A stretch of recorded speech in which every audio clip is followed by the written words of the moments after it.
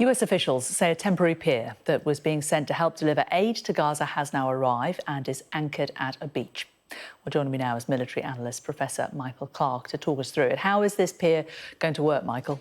Yes, with some difficulty, but it is going to work. So it's called the JLOTS, the Joint Over-the-Shore Pier, Joint Logistics Over the Shore, sort of snappy title. And the actual pier is actually is going to be a couple of miles out. Some have said maybe 5 miles out because of the depth required for the ships coming in to deliver aid. And there's a causeway which connects to the beach. So the causeway is just at the end of the Netzarim corridor.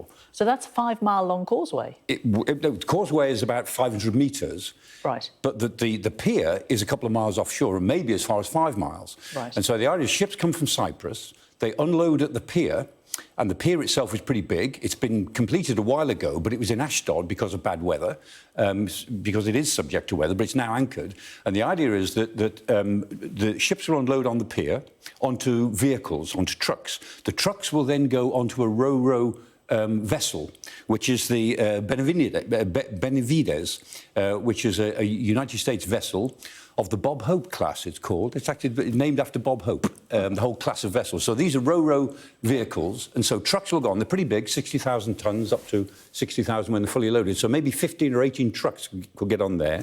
That sails from the pier to the jetty.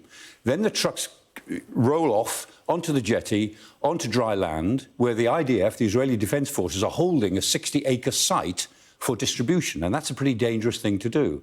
So this is due to start over the weekend, all being well, subject to weather, because if the weather gets even a little bit rough, sea state 3, which is 2.5 to 4 foot waves, is OK for ships, but it's very difficult for a jetty if you've got trucks moving along it. So it's very subject to weather. They might be able to get up to, when it's fully operational, 150 trucks a day off it, of stuff coming from Cyprus, which is about a third of Gaza's needs. So it will help. It's not nothing, but it certainly won't solve the problem.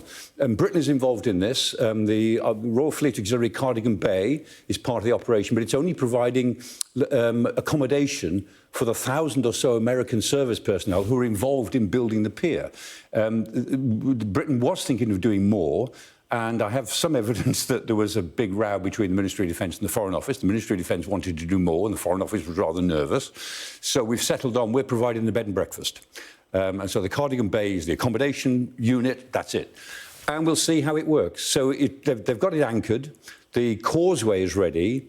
We'll see if the weather cooperates, and over the weekend, trucks begin to roll onto the pier, onto the ship, off the ship onto the causeway, off the causeway onto the beach, and then at least it's in Gaza. And we'll see what happens after that. Meanwhile, what's the military situation on the ground? What's the latest on that? The military situation is, quite honestly, a mess. The Israelis have got 2 divisions ready for this operation. They were both going to go in at Rafah, but one of them has been diverted. The Airborne, the 98th Airborne, has been diverted north. And so on the map, there are 4 separate operations going on. One is around Rafah itself, and the 162nd Division, about 4 brigades of that, have become involved in the operation at Rafah, and they're now pushing up the Salah ad-Din highway. So they're pushing north and westwards in Rafah itself. A second operation is going on around the Netzarim corridor, and so they're holding the Netzarim corridor, and they're pushing northwards from that corridor.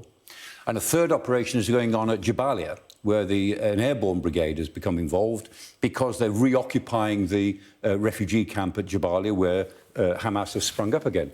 So the Israelis are doing 4 separate things at the moment, having dispersed the forces they had previously concentrated, 13 brigades in 2 divisions, for operations in the south. As a military analyst, I cannot give you a sensible rationalisation of what this is all leading to. And judging by Yoav Gallant's comments last night, neither can the Minister of Defence of Israel. It's a mess. Yeah, and the people in Gaza are just waiting. Yes.